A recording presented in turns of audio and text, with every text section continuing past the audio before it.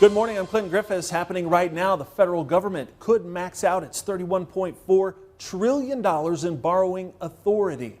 And that could happen as soon as this month. Once that cap is hit, the Treasury Department will be unable to issue new debt without congressional action.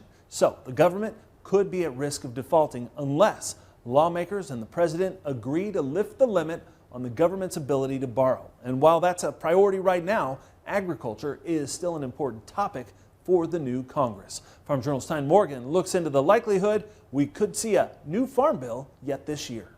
The new year brought chaos on Capitol Hill as efforts to elect a new Speaker of the House proved to be a battle. A speaker has not been elected. Farm Journal Washington correspondent Jim Wiesmeyer says the initial chaos doesn't seem to bode well for what some hoped could be a year of compromise. But there's one issue where Wiesmeyer has hope. The few who think we have a 6-month window in early 2023 with the new Congress to get a mini immigration reform through from both houses of Congress, the House and the Senate. From border security to more flexibility with DACA, both sides of the aisle have a list of wants and demands when it comes to immigration reform. So it could play out, but I think if we don't see it the first 6 months, it'll be politics as usual. The desire to see a new farm bill in 2023 is something groups like the National Corn Growers Association are also watching closely and watching for signals from the new House Ag Committee Chairman G.T. Thompson from Pennsylvania. He's made comments that I want to get this farm bill done in 23. Well, first of all, we've got a lot of new people coming into the politicians in D.C., so we've got to educate them.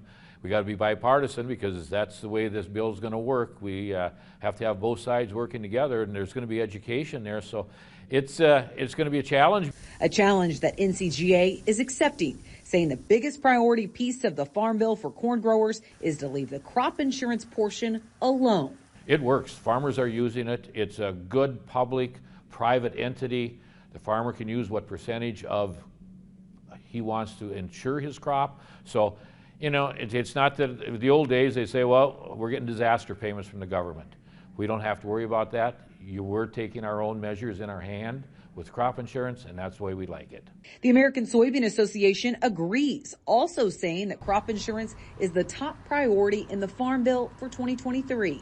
With our focus groups that we've had with farmers is definitely keeping the crop insurance in place. Was one of the priorities that they felt was very necessary. We need that safety net, want to keep that in place. But as the Midwest saw good yields in 2022, farmers in the Plains and West struggled with moisture. That's why the National Sorghum Producers is pushing for relief. Our priority from a farm bill standpoint or from a standpoint in government is we would love to see 2022 disaster assistance for our growers and our producers. They faced incredibly challenging and tough conditions from the Gulf Coast to South Dakota. It was just a tough year, and we would love to see an opportunity to have disaster assistance for 2022. Craig Meeker, who also farms in Kansas, says those payments are vital for many sorghum producers. Some producers really need that influx of cash to be viable going forward. And not only is it an incredibly important thing for producers, it's an incredibly important thing to rural Main Street and how we keep the mom and pop grocery stores, how we keep the mom and pop cafes open as well. It's just a thriving economy that depends upon producers having cash in their pockets.